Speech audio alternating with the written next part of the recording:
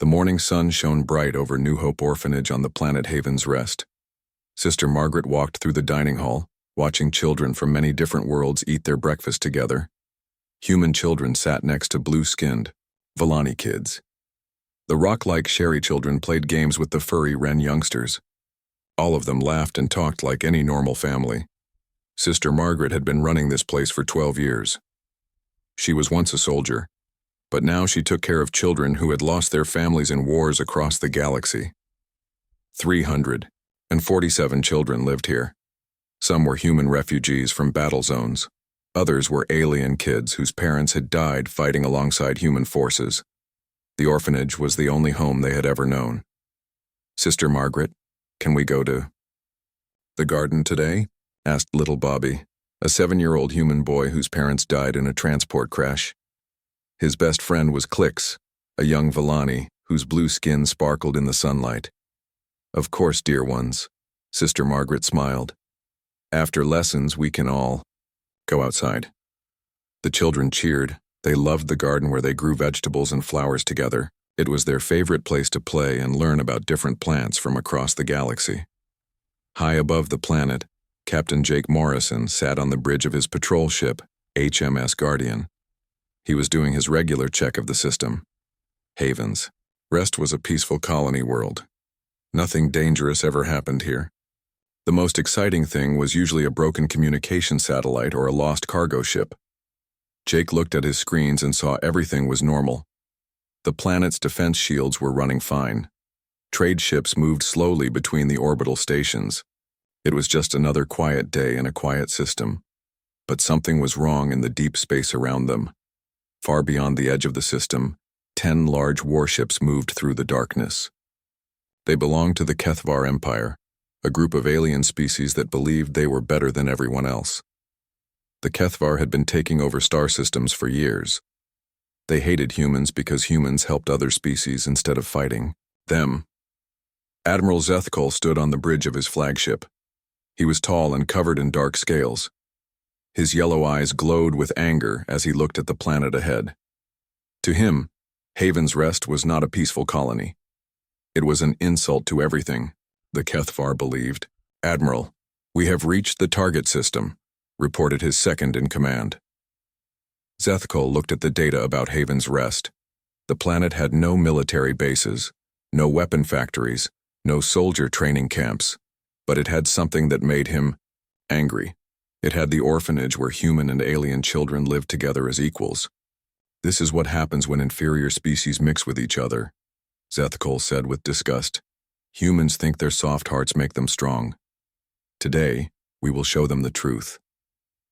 The Kethvar had been planning this attack for months.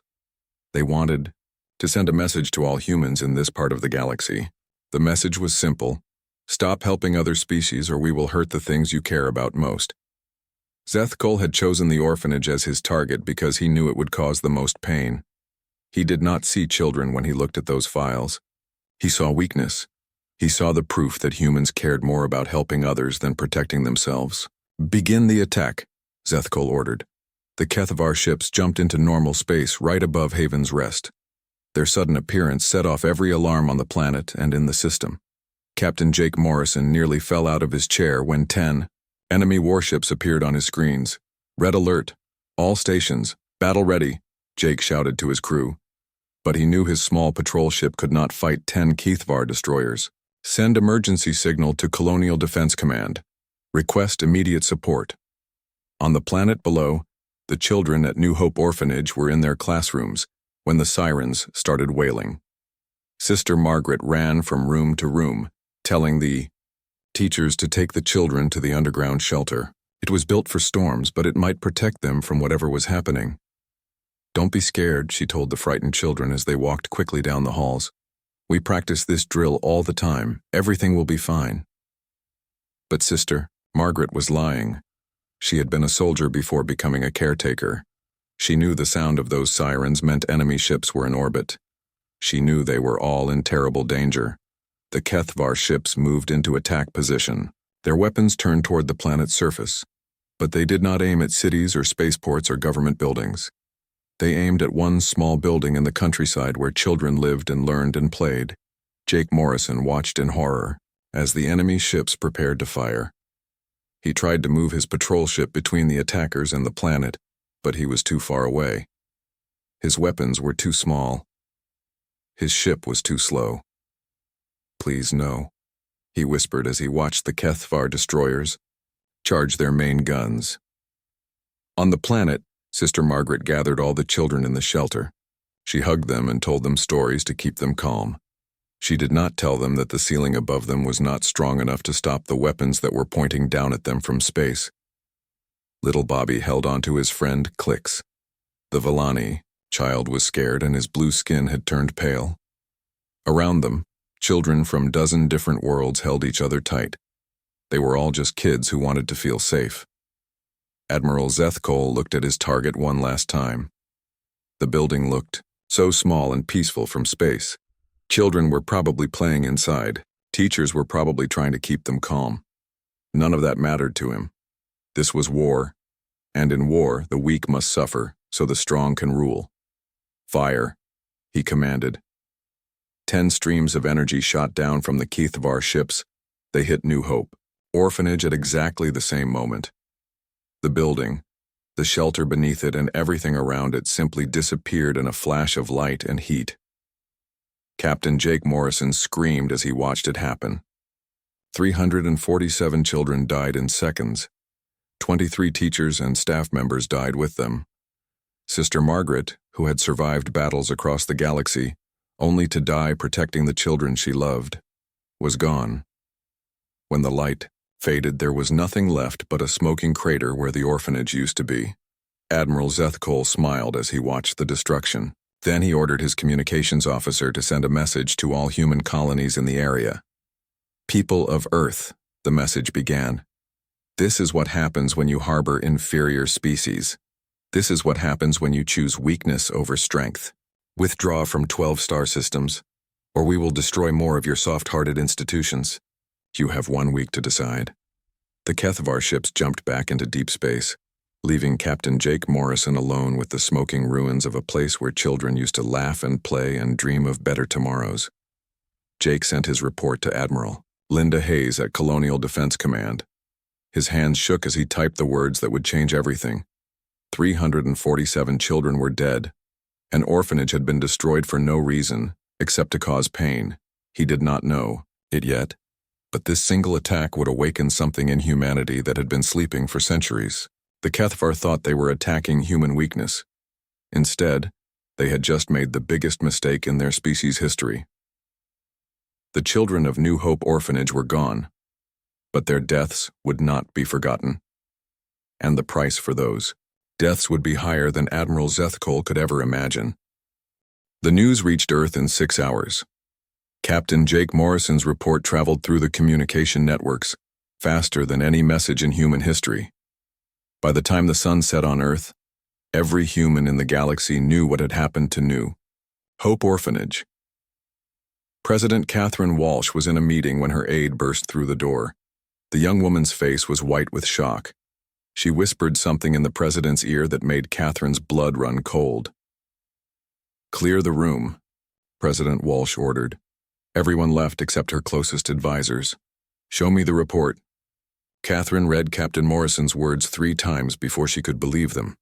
347 children, dead for no military reason, murdered to send a message. Her hands began to shake with an emotion she had never felt before. Across the Earth, similar scenes played out in homes and offices. People watched the news reports in stunned silence. Children had been killed. Not soldiers, not politicians. Children who had done nothing wrong except live in a place where humans and aliens were friends. Fleet Admiral Stephen Burke was at his daughter's school play when his phone rang. His twin girls, Amy and Sophie, were playing princesses in a story about friendship between different worlds. He almost did not answer the call. "Admiral Burke speaking," he said quietly, not wanting to disturb the other parents. "Sir, we have an emergency. The HFY Empire has attacked Haven's Rest. They destroyed the New Hope Orphanage. All children are dead, sir." The phone slipped from Stephen's hand. He watched his daughters on stage, laughing and singing with their friends. In 6 hours, he would learn that Amy and Sophie had been visiting the orphanage as part of a school exchange program. They were supposed to come home next week. Instead, they were among the 347 children who died in the attack. Dr. Peter Goldman was having dinner with his family when the secure line rang.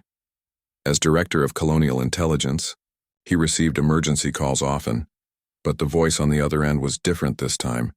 It was shaking with rage. "Peter, they bombed an orphanage. Children, Peter. They killed children on purpose." Peter listened to the full report while his own children played in the next room. The Kethvar had not attacked by accident. They had chosen the orphanage specifically because it was full of innocent kids. They wanted to cause maximum emotional pain. "How do we respond?" asked the caller. Peter looked at his own daughter, who was 8 years old, the same age as many of the children who had died. "We respond with everything we have," he said quietly. General Amy Rodriguez was reviewing troop reports when her secure tablet chimed with an emergency message. She opened it and read the words that would change her life forever. An orphanage had been destroyed. Children had been murdered. The Kethvar Empire had declared war on human compassion itself. Amy had been a soldier for 20 years. She had fought in border conflicts and pirate raids. She had seen death and destruction across the galaxy, but she had never seen anything like this. An enemy had killed children just to hurt their parents and friends. She opened her files and found a document that had been sealed for 50 years. It was called the Absolute War Protocols. These were emergency powers that could only be used when humanity itself was threatened. They had been written after the last great human war, when people realized how dangerous they could be when they stopped holding back. Amy had hoped these protocols would never be used. Now she knew they would be. President Walsh called an emergency meeting of the Human Colonial Council. Representatives from every human world gathered in the Great Hall on Earth. Many of them were crying. Some were shouting in anger. All of them wanted the same thing: justice for the children who had died. Fleet Admiral Burke stood at the front of the room. His face was calm, but everyone could see the cold fury in his eyes. His own daughters were among the dead. Yet he spoke, in a steady, controlled voice that somehow made his words more frightening than any scream. "Ladies and gentlemen," he said, "the Kethvar Empire has made a fundamental error in judgment. They believe our compassion makes us weak. They think our love for children makes us easy targets. They are about to learn what happens when the most dangerous species in the galaxy is no longer constrained by mercy." The room fell completely silent. Everyone knew that humans had been holding back for generations. They had learned to control their aggressive instincts. They had chosen diplomacy over war. They had built hospitals instead of weapon factories, but the Kethvar had just taken away their choice. Dr. Elizabeth Chen sat in her laboratory, staring at files that had been locked away for decades. As head of the Human Scientific Consortium, she had access to research that had been banned after the last human civil war. Weapons that were too dangerous for civilized species to use. Technologies that could reshape entire star systems. The government had just given her permission to open those files again. Elizabeth's hands trembled as she entered the security codes. Inside these databases were the designs for weapons that could destroy planets, ships that could appear and disappear like ghosts, viruses that could shut down alien technology without warning. "God forgive us," she whispered as she began reading. They wanted to see humanity without limits. Now they will. General Rodriguez presented the Absolute War Protocols to the Council. These emergency powers would remove all restrictions on human military action. No rules of engagement, no limits on weapons, no protection for enemy civilians. "These protocols have never been activated," she explained. "They were created for only one scenario: when our species faces complete extinction. The murder of 347 children may not threaten our survival, but it threatens something more important. It threatens our humanity itself." The vote was called. One by one, representatives from every human world raised their hands. The vote was unanimous. For the first time in human history, the Absolute War Protocols were activated. President Walsh signed Executive Order 2387 with a pen that shook in her hand. With her signature, she removed every limitation that humans had placed on themselves. Every moral restriction that had kept them civilized was temporarily suspended. As of this moment, she announced, humanity is at absolute war with the HFY Empire. We will use every weapon, we will employ every tactic, we will show no mercy to those who showed no mercy to our children.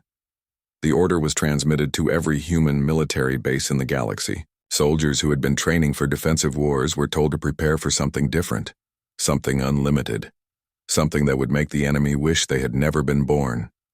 Captain Morrison received new orders while he was still orbiting the ruins of New Hope Orphanage. He was promoted to admiral and given command of a new type of military unit. Ghost Squadron would use experimental technology to strike deep behind enemy lines. Your mission is simple, his orders read. Make the HFY pay for what they did to those children. No restrictions, no limitations. Show them what humans can do when they stop trying to be civilized. Jake looked down at the smoking crater where the orphanage used to be. Somewhere in that destruction were the remains of little Bobby and his friend Clicks. All the children who had been learning to read and write and dream were gone. I promise you, he said to the empty air. They will pay for this. All of them will pay. Across human space, the same scene played out thousands of times. Parents who had lost children volunteered for the most dangerous missions. Soldiers who had never wanted to hurt anyone signed up for assault units. Scientists who had dedicated their lives to helping people began designing weapons of unprecedented destruction. The HFY had wanted to break human morale by killing children.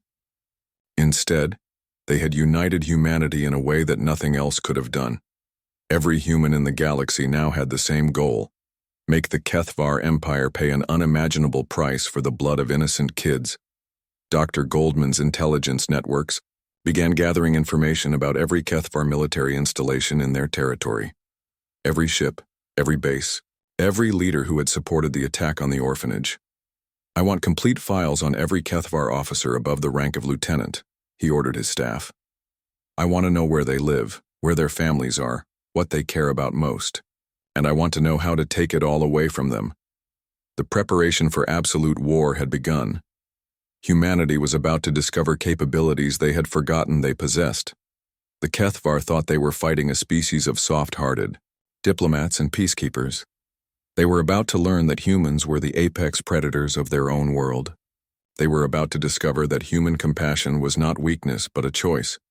And when that choice was taken away, what remained was the most dangerous force in the galaxy.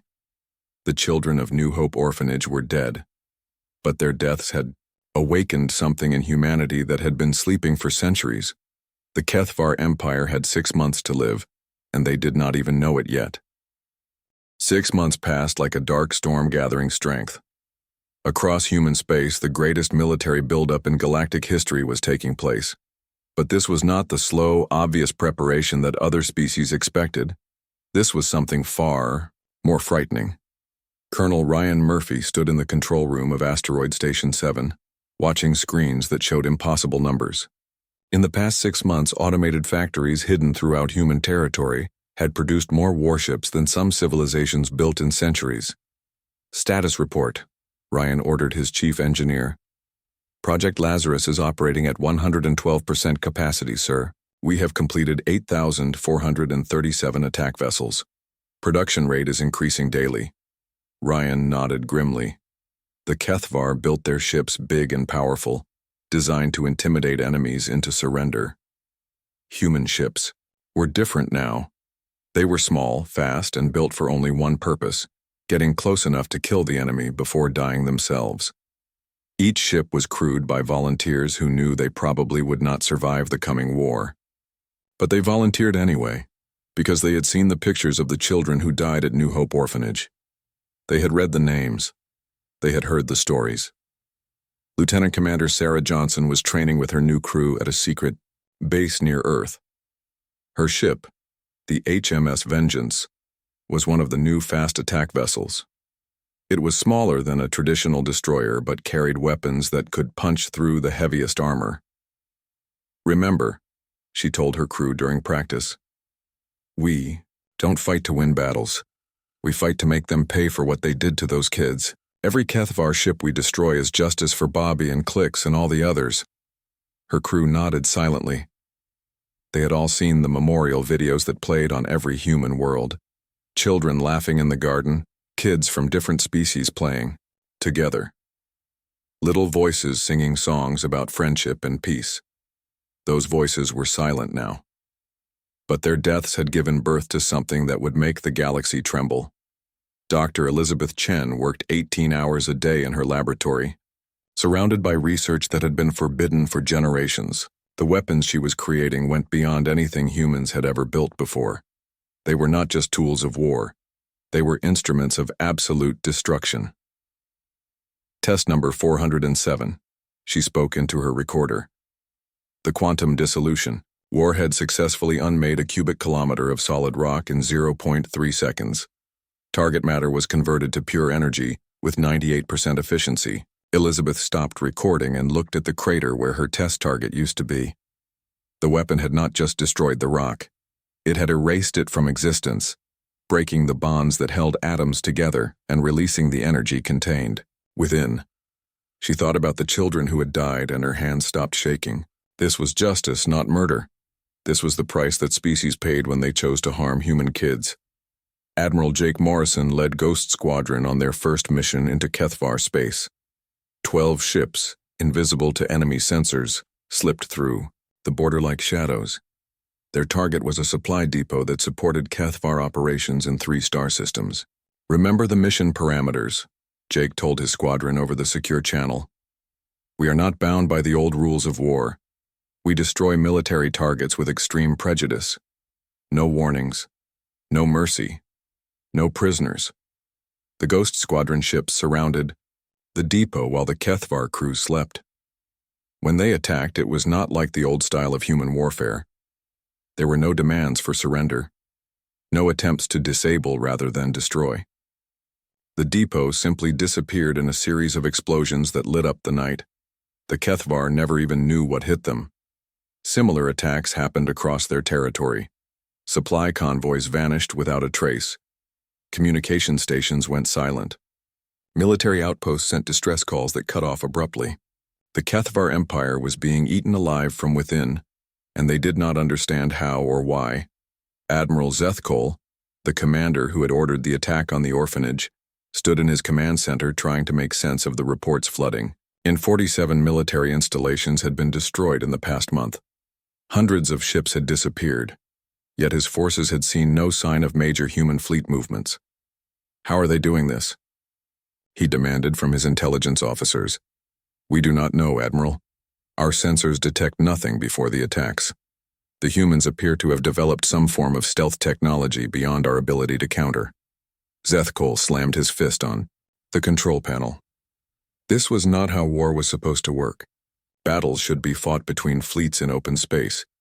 Victory should go to the side with bigger ships and better weapons. The humans were fighting like insects, stinging and running before they could be swatted. It does not matter, he decided. We will accelerate our campaign against human colonies. If they want to play games in the dark, we will destroy their worlds in the light. But when Zethkol tried to order attacks on human colonies, he discovered that his fleets could not reach them. The supply lines had been cut. The communication networks were down. His empire was falling apart, and he was helpless to stop it. General Amy Rodriguez oversaw the integration of alien volunteers who had come to fight alongside humanity. The Villani brought their expertise in electronic warfare. The crystalline Sherry provided advanced shield technology. Most importantly, the nomadic Wren brought complete intelligence files on every Kethvar military installation.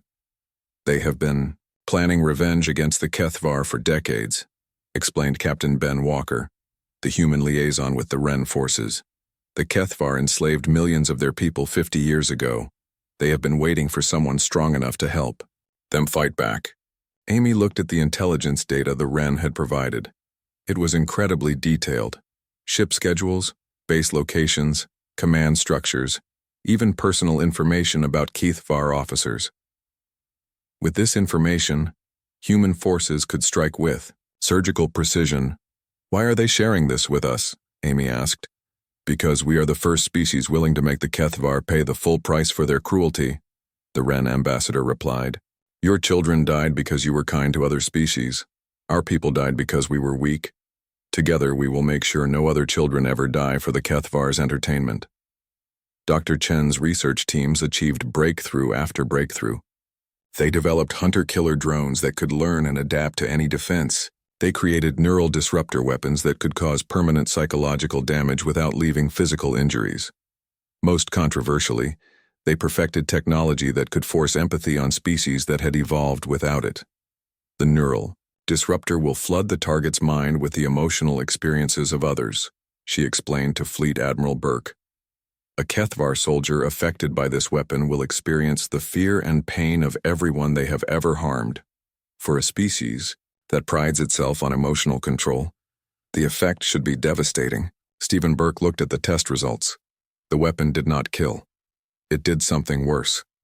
It forced the target to feel the suffering they had caused others.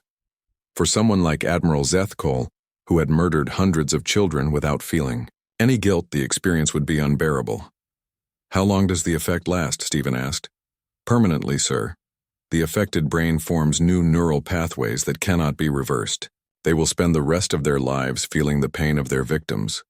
Stephen thought about his daughters Amy and Sophie, who had died in the orphanage attack.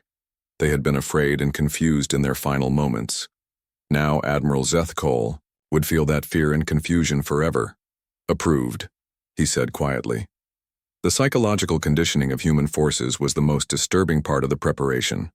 Dr. Alex Turner led a team of military psychologists who helped soldiers overcome their natural reluctance to commit acts of total warfare. You must understand, he told a group of Marine volunteers. We are not asking you to become monsters. We are asking you to set aside the moral restrictions that have guided human warfare for centuries. The enemy chose to murder children. They forfeited their right to mercy when they fired on that orphanage. The conditioning was voluntary, but nearly every soldier volunteered. They watched videos of the children who had died. They listened to recordings of little voices singing songs about friendship. They saw pictures of toys and drawings found in the ruins of New Hope Orphanage. By the time the conditioning was complete, these soldiers no longer saw the Kethvar as fellow sapient beings deserving of compassion. They saw them as rabid animals that needed to be put down before they could hurt more children. The most frightening part of humanity's preparation was how calm and organized it all seemed. There was no wild rage or emotional outbursts, just cold, methodical planning for the complete destruction of an enemy that had dared to harm human kids. Other species in the galaxy began to notice the buildup and offered to mediate the conflict. The Galactic Council sent ambassadors to both sides, hoping to prevent a war that might spread across multiple star systems. President Walsh met with the alien ambassadors in her office. They were polite beings who spoke of peace and compromise. They suggested that both sides had valid grievances and that a negotiated settlement would benefit everyone. The human assault began not with a declaration of war but with silence. Across Kethvar space, their military communications simply stopped working. Supply ships disappeared between ports. Border patrols failed to report in. It was as if the darkness between stars had come alive and was swallowing their empire piece by piece. Admiral Jake Morrison commanded Ghost Squadron from the bridge of HMS Retribution. His ships had been operating in enemy space for 3 weeks, using hit-and-run tactics that violated every rule of civilized warfare. They struck without warning, destroyed everything military they found, and vanished before the enemy could respond. Target identified, reported his weapons officer. Kethvar cruiser Blade of Honor, carrying supplies to the fortress world of Durkathek. Jake looked at the enemy ship on his screen.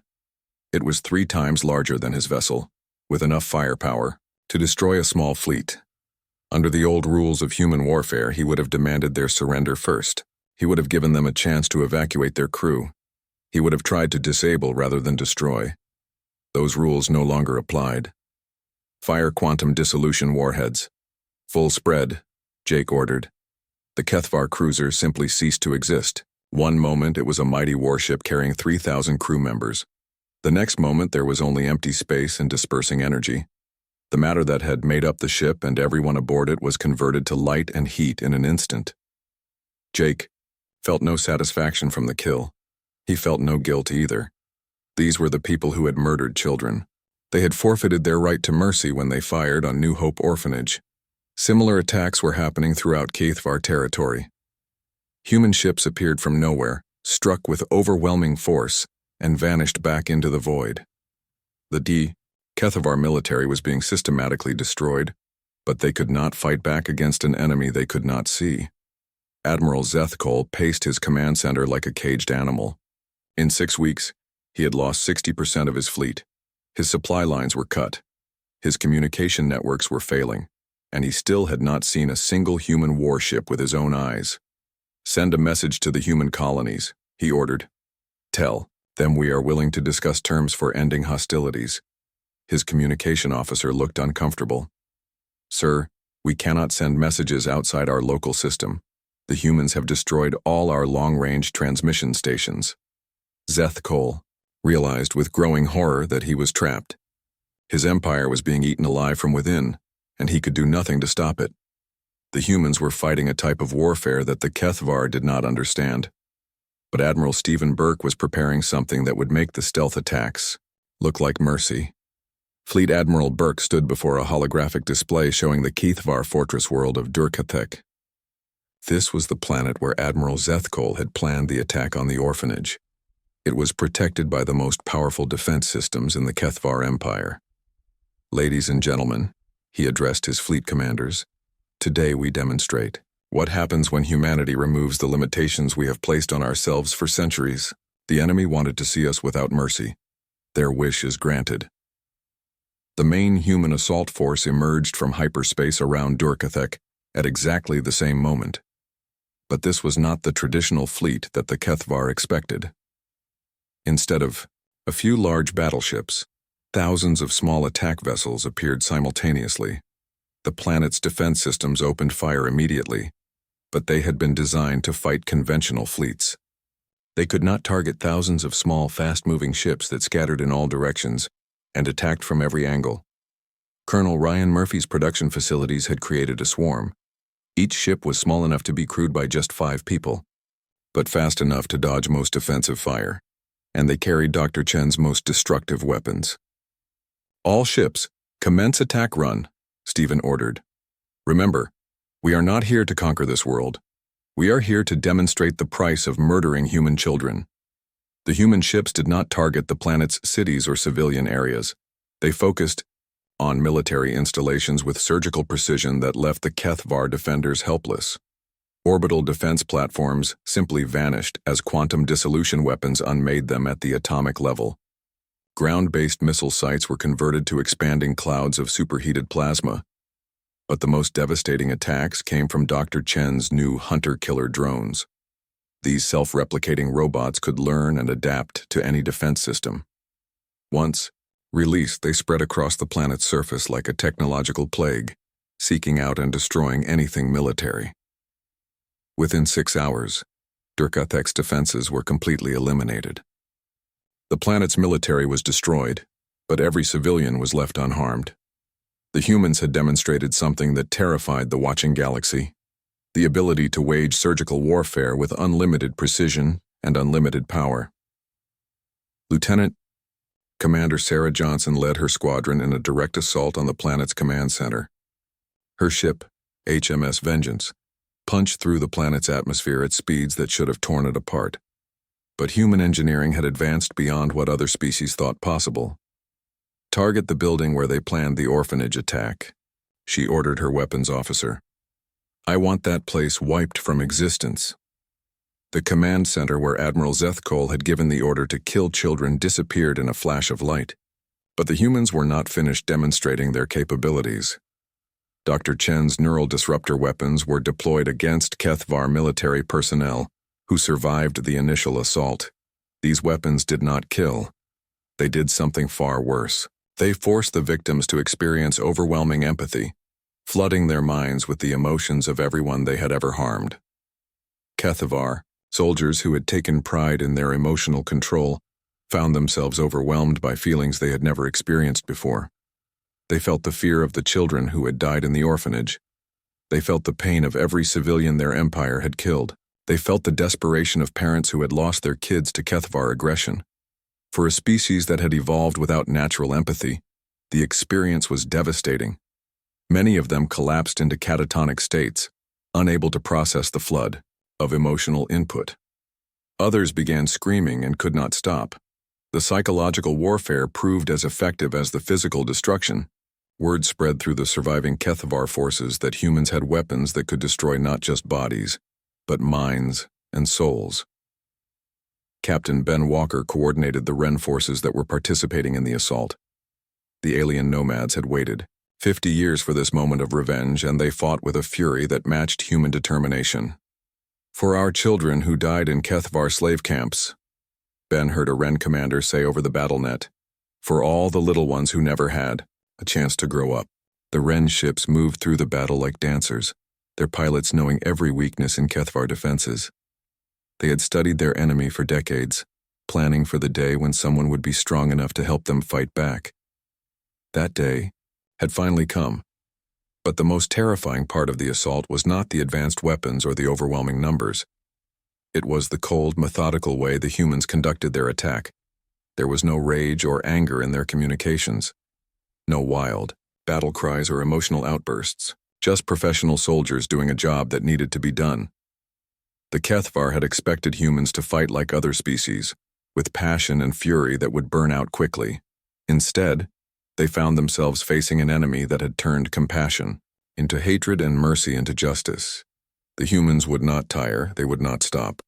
They would continue until every HFY military installation in the galaxy was reduced to glowing rubble. Admiral Zethkol tried to evacuate the planet as his defenses collapsed around him. But the humans had anticipated this. Ghost Squadron ships waited in hyperspace along every possible escape route. When Zethkol's flagship tried to flee the system, Admiral Jake Morrison was there waiting for him. Admiral Zethkol, Jake broadcast on an open channel, you are the being who ordered the attack on New Hope Orphanage. You murdered 347 children to send a message. Today, humanity sends you a message in return. Zethkol's ship was disabled by weapons that shut down its engines without damaging the life support systems. The crew was taken alive, but not out of mercy. The humans had special plans for the beings who had planned the orphanage attack. The battle for Dur-Cathek lasted 18 hours. When it was over, the planet's military was completely destroyed, but not a single civilian had been harmed. The humans had demonstrated something that shocked the galaxy. The ability to wage total war with perfect precision. But this was only the beginning. The assault on Dur-Cathek was repeated on 12 other HFY worlds simultaneously. Entire fleets appeared from nowhere, destroyed all military targets with overwhelming force, and vanished back into deep space. The HFY Empire, which had ruled through fear and intimidation for centuries, simply ceased to exist as a military power. Their fleets were destroyed. Their bases were rubble. Their leaders were captured or dead, and throughout it all the humans broadcast a simple message to the galaxy. This is what happens to those who harm our children. Remember this lesson, because we will never forget theirs. 18 months after the attack on New Hope Orphanage, the HFY Empire was a memory. Their fleets were scrap metal floating in space. Their military bases were empty ruins. Their leaders were either dead or prisoners facing punishments worse than death. But the humans were not finished. Admiral Jake Morrison stood on the bridge of HMS Justice, watching as his ships surrounded the neutral world of SciFiPrime. This planet had offered sanctuary to fleeing HFY officers, thinking their neutrality would protect them from human revenge. They were wrong. "Sir, we have located Admiral Zethkol," reported his intelligence officer. "He is hiding in the Kalaran capital, claiming diplomatic immunity." Jake smiled coldly. Diplomatic immunity was a concept that had died with the children of New Hope. Orphanage. Send a message to the Kalaran government. They have 1 hour to surrender Zethkol and his associates. If they refuse, we will take them by force. The Kalaran president appeared on the communication screen, his blue skin pale with fear. "Admiral Morrison, please understand our position. We cannot violate the sanctuary laws that have protected neutral worlds for centuries." "Your sanctuary laws died when Zethkol murdered 347 children," Jake replied. "You have 59 minutes. The Kalarans had heard stories about human capabilities, but they had not believed them. They thought the reports of the HFY destruction were exaggerated. They learned the truth when human soldiers appeared, inside their capital city without warning. The soldiers did not come through the spaceport or land in ships. They simply materialized in the government buildings, using teleportation technology that other species thought was impossible. They moved through the city like ghosts, seeking only their targets. Admiral Zethkol was found in a luxury hotel, surrounded by Kalaran guards who had promised to protect him. The guards never had a chance to draw their weapons. Human soldiers appeared in the room, disabled everyone with neural stunners, and disappeared with their prisoner in seconds. The entire operation took 12 minutes. No Kalaran civilians were harmed, but the message was clear. There was nowhere in the galaxy that humans could not reach if they wanted someone badly enough. Dr. Elizabeth Chen supervised the interrogation of captured HFY officers in a facility that existed outside normal space-time. Using technology that bent the laws of physics, she had created a place where time moved differently and reality could be adjusted to serve justice. Subject 77 Alpha, Admiral Zethkol, has experienced the death sequence 912 times, she reported to Fleet Admiral Burke. Each iteration forces him to live through the final moments of every child who died in the orphanage attack. The psychological damage is severe and permanent. Stephen Burke watched through the observation window as Zethkol screamed silently in his containment cell. The neural disruptor kept him locked in an endless loop of experiencing the terror and pain of dying children. He would feel little Bobby's confusion and Clix's fear for the rest of his existence. How long will the effect last? Stephen asked. Forever, sir. His brain has been rewired to experience empathy at levels that his species cannot psychologically handle. Every time he closes his eyes, he will see the faces of the children he killed. Every time he sleeps, he will dream their nightmares. Stephen nodded with satisfaction. Death would have been mercy for someone like Zethkol. This was justice. The systematic destruction of HFY military power continued across the galaxy. Human forces tracked down every officer who had participated in planning or executing the orphanage attack. They were all captured alive and subjected to the same neural conditioning that made them experience the suffering they had caused. But the humans were not content with punishing only the military leaders. They began dismantling the entire HFY system of government that had made the attack possible. General Amy Rodriguez oversaw the liberation of HFY slave camps that had been hidden throughout their territory. The Wren had provided intelligence on these facilities where millions of aliens had been forced to work in terrible conditions. Estimated prisoner population is 4.7 million beings from 38 different species, reported Colonel Lisa Martinez as human forces secured the camps. Medical teams are standing by to provide treatment for malnutrition, disease, and psychological trauma. Amy walked through the liberated camps, seeing conditions that made her want to use the neural disruptors on every HFY she could find. Children as young as 6 had been forced to work 18-hour days. Families had been separated and sold to different camps. Prisoners had been beaten, starved, and killed for entertainment. Set up field hospitals immediately, she ordered.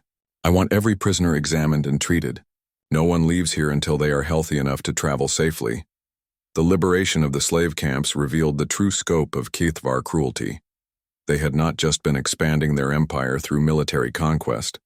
They had been systematically enslaving entire populations and working them to death in hidden facilities. The discovery justified everything the humans had done and more. President Catherine Walsh addressed the galaxy from the ruins of New Hope Orphanage. The site had been preserved exactly as the HFY had left it, a smoking crater where children had once played and learned. Citizens of the galaxy, she began, her voice carrying across space to every inhabited world. 18 months ago, the HFY Empire murdered 347 children to send humanity a message about weakness and strength. Today, I stand in the place where those children died to send the galaxy a message in return. Catherine paused, looking directly into the camera with eyes that had seen too much death and destruction. We are a species that believes in mercy, in compassion, in the protection of innocence. These are not weaknesses. They are choices we make because we understand the true meaning of strength. But when you force us to set aside those choices, when you threaten the children we have sworn to protect, you discover what we really are beneath our civilized exterior. She gestured to the crater behind her, where flowers now grew in memory of the dead children. We are the apex predators of our own world. We evolved through millions of years of warfare against creatures like ourselves. We learned mercy because we had to, not because we were naturally peaceful. We choose compassion because we know what happens when we do not. The president's words were broadcast to every inhabited planet in the galaxy. Alien leaders watched, with growing understanding of what they had witnessed in the destruction of the HFY Empire. The HFY Empire no longer exists as a military power. Catherine continued. Their fleets are destroyed. Their bases are ruins. Their leaders face punishments that will last for the rest of their lives. This is what happens to those who harm our children. Remember this lesson well, because we will never forget theirs. Dr. Chen's weapons research was classified and sealed away again, the scientists voluntarily submitting to memory modification to forget the most dangerous discoveries. The absolute war protocols were deactivated. Humanity returned to its normal policies of diplomatic restraint and measured military response. But something fundamental had changed in how the galaxy viewed humans. The HFY survivors spoke in whispered tones about ships that appeared from nowhere, weapons that unmade reality itself, and soldiers who fought with calculated fury that never diminished even as their own casualties mounted. Other species began to understand that human compassion was not a sign of weakness but evidence of incredible self-control. The beings who built orphanages and hospitals were the same ones who could reduce entire civilizations to rubble if they chose to do so. Admiral Jake Morrison, promoted again after the successful capture of HFY war criminals, stood in the rebuilt New Hope Orphanage. The new facility was larger than the original, housing twice as many children from species across the galaxy. Several alien governments had established similar institutions on their own worlds after seeing what happened to those who threatened human children. The galaxy had learned an important lesson about the price of harming innocence. A small plaque near the entrance read, "In memory of 347 lights that were extinguished too soon, and in promise that their sacrifice will protect the children of tomorrow." Jake watched human and alien children playing together in the garden where Bobby and Clicks had once laughed. A new generation was growing up, protected by the knowledge that there were beings in the galaxy willing to face absolute war to keep them safe. "They thought our love for these children made us weak," Jake said to Sister Helen, who had taken over running the orphanage. "They learned that our love for these children made us the most dangerous force in the galaxy." Sister Helen nodded as she watched a group of young Villani children teaching human kids how to play a traditional game from their homeworld. "And may that knowledge keep the peace for generations to come," she replied. The HFY threat was ended. Their empire was broken. Their leaders faced eternal punishment for their crimes. But most importantly, the galaxy had learned a lesson that would protect children for centuries to come. Never again would any species look at human compassion and mistake it for weakness.